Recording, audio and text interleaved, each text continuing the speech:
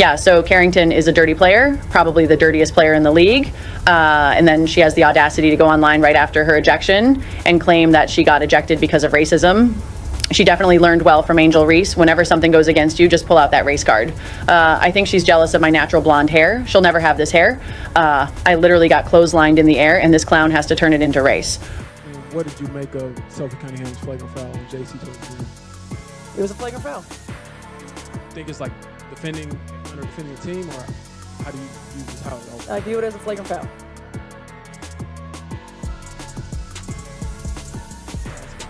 Yeah, well, I mean, you guys came for basketball. Yeah, Let's talk about basketball. Yeah. Come on now. What do you think of just how you all were able to pull in the second half, Caitlin, in particular? Going to the Commissioner Cup Championship. Let's That's go! pretty exciting. You all want to talk about that? Let's talk about that.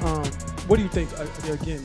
Today we have another major WNBA story that you definitely don't want to miss. Things are heating up, fans are reacting, and there's a lot to talk about. So, without wasting any time, let's jump straight into the video and find, clears throat, out what's really going on. What if we told you that Caitlin Clark might potentially quit the WNBA after just one season? Yes, take a final 3, pack it up, and dive in. Caitlin has had enough with Marina Mewbury tossing infractions like dodgeballs and blind referees acting like they're trying out for a circus. Is this a rogue reality show or the League of Dreams? If this story is accurate, the WNBA will lose its biggest star more quickly than a referee misses a foul. So, grab some popcorn. This is her second season. And you put the numbers together, that's like 10 seasons. That girl did it in 10 seasons. That means she had won a season. Caitlin Clark is... when Caitlin Clark gets to 10 seasons, she's going to have 100 of these. And y'all can't get a girl her roses. Now, I don't like the fact that she be getting woke because she don't want all these lesbians to be mad at her. At the end of the day, is the woman putting in the work she's putting in the work.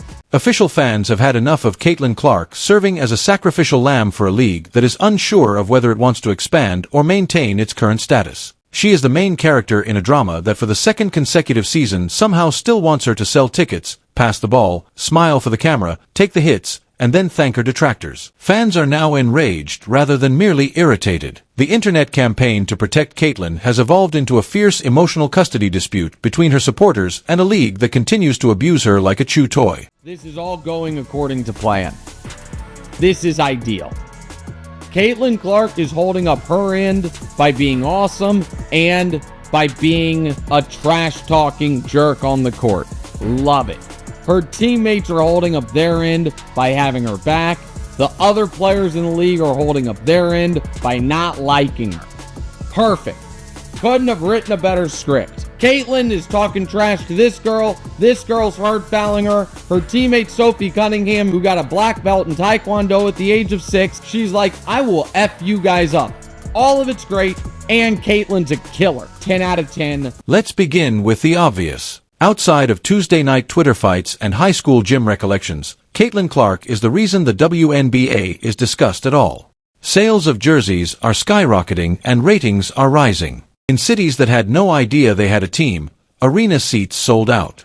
She is this league's lifeline when it comes to three-point shooting. What is the league's reaction? With more elbows than a WWE Royal Rumble, chilly teammates, and dubious ref calls. Caitlin Clark is driving the WNBA insane. It's to the point that she may need to step away from the WNBA, have a billionaire come in that has the money to prove a point, and say, Caitlin, I'll pay you $50 million just to see if the WNBA can make it without you. Let's go create a completely different league and expose the hell out of the WNBA just to embarrass this Angel Reese girl that Jameel Hill just said she could go down as a Michael Jordan of WNBA. Do you recall when it was announced that she will be accepted into the league just like any other rookie? Yes. When you say welcomed, you mean being mugged at mid-court while the referees sing Dixie and turn a blind eye as if they had just misplaced their glasses in a Looney Tunes cartoon. A welcome party is not necessary for Caitlin. She requires both a chiropractor and a security detail. Marina Mewbury, on the other hand, chose to give a late-game shove as if she were vying for a linebacker spot. The NBA most likely sent her a contract out of confusion because the foul was so aggressive. Since being hit is now just a part of Caitlin's pre-game warm-up, she naturally gets up as if nothing had happened. Rinse, shoot, avoid a flying elbow, stretch, and repeat. The fact that Caitlyn is called entitled every time she breathes too forcefully close to a veteran is completely insane. It's part of the game when she commits a hard foul. They accuse her of being aloof when she doesn't take it personally. Even if she saved a puppy during halftime, she would still face criticism for failing to pass the ball to a teammate. In the meantime, the league is receiving digital CPR from the fan base. Fans hit rewind, break it down frame by frame like it's the Zobriter movie, and scream into thin air whenever someone clocks Caitlyn like it's amateur night at Fight Club. How does that not qualify as a flagrant rant? I will say this, when Caitlin Clark was out, they lost 55% of their viewership. So, basically, Caitlin Clark is paying all their salaries. Pretty much. I mean, at the end of the day, you can hate her as much as you want, but she's brought in millions of fucking dollars. So you should be kissing her ass. And that kind of defeated the purpose of Angel Reese's argument of she's like, hey, it's not just Caitlin Clark that is bringing all the viewership to the WNBA. It's like, well, it definitely is. It's like it kind of proved that with the viewership rating being down that she significantly increases viewership.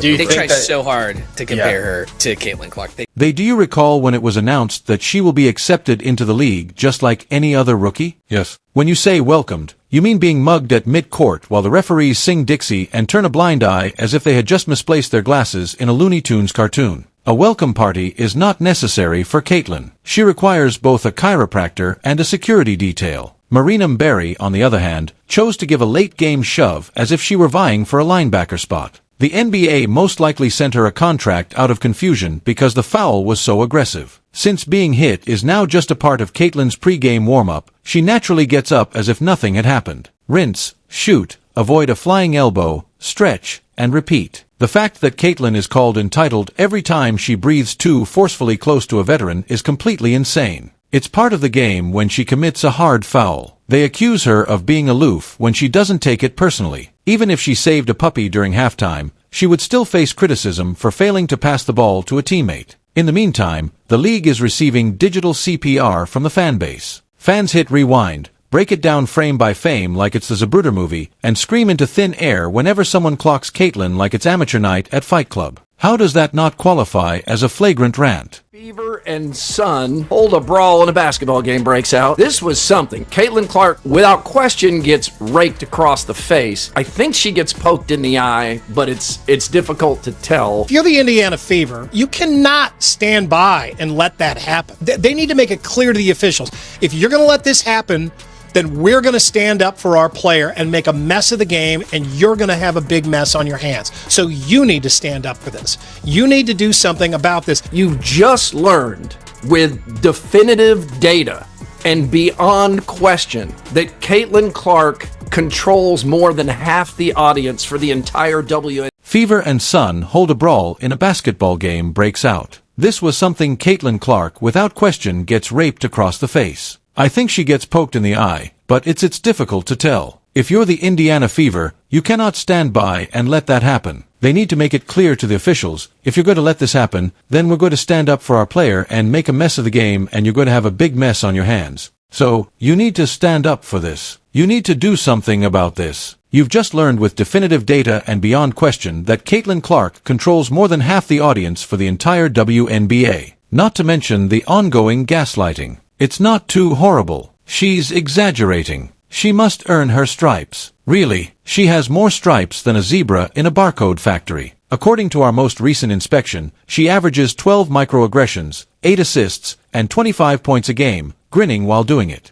Is there anything else she needs to do? Elevate. Fans are not foolish. The double standard is evident to them. They witness the league's willingness to go above and beyond for certain players while blatantly ignoring others. They witness the locker room politics, the forced narratives, and the passive-aggressive interviews. They're also worn out. Music. They have had enough of Caitlyn battling for space on a team that she assembled. They're sick of seeing her ignored in all-star voting as if it were a popularity contest in middle school. They've had enough of acting as though nothing is wrong. It won't be because she couldn't succeed if she departs after this season. It will be because she is intelligent enough to recognize when someone is playing her. Leaving could be the greatest power move of the century. Let's face it, all of a sudden, the league that was obsessed with her would have to deal with a very quiet reality. There won't be any more sold-out arenas, record-breaking streams, or casual fans watching to see what she does next. Us were expecting some sort of dip since Caitlin Clark has been out with injury, but I don't think all of us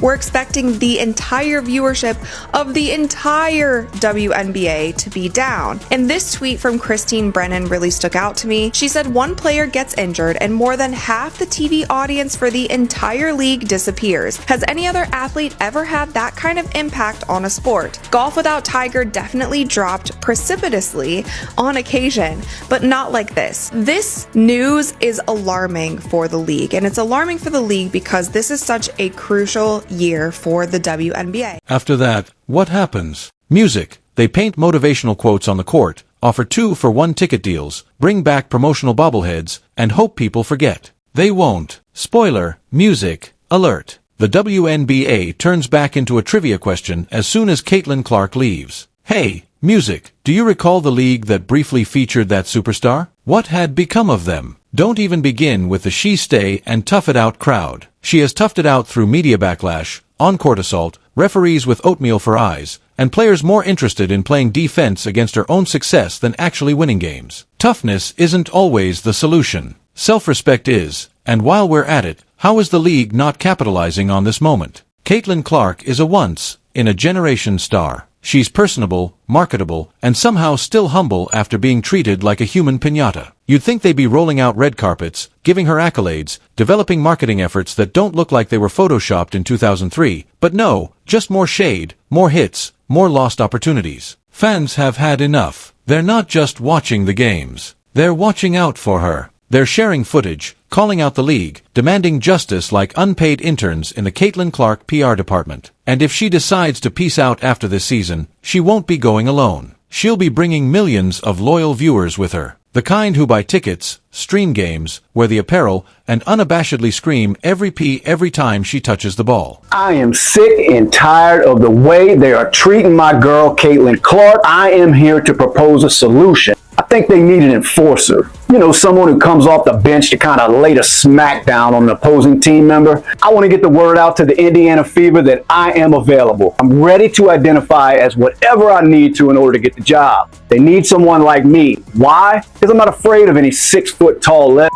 I work out. Now, I have a couple of real good go-to moves in my bag. If the WNBA wants to keep her, they better start acting like it, because right now it's giving ungrateful roommate energy. And supporters. They're ready to pack her luggage, drive her to the airport, and clap as she boards a plane to someplace that genuinely appreciates brilliance. In a league desperate for attention, Caitlin Clark was the feast. But if all she receives in return is crumbs and pandemonium, don't be startled when she thinks she's had her fill. And just when you think it can't be any more ridiculous, the cherry on top of this scorching disaster appears. The ESPN analysis. He is going to great lengths to justify Caitlin Clark's shoving as though she owed Marina Berry lunch money. Really? Yes. Because it seems that talking trash in a professional sports league is now punishable by being thrown across the court like a gym towel. Ignore the shove itself. Ignore the fact that Caitlin did not take revenge, didn't use force, didn't even recoil like the queen of poise that she is. She simply walked away, kept her focus on the game, and stuck to basketball because she once grinned after hitting a long three. ESPN commentators are out here wearing their detective caps and pretending to have figured out the Da Vinci Code. She was the one who caused it. They claimed that she requested to have her body crushed between belongings.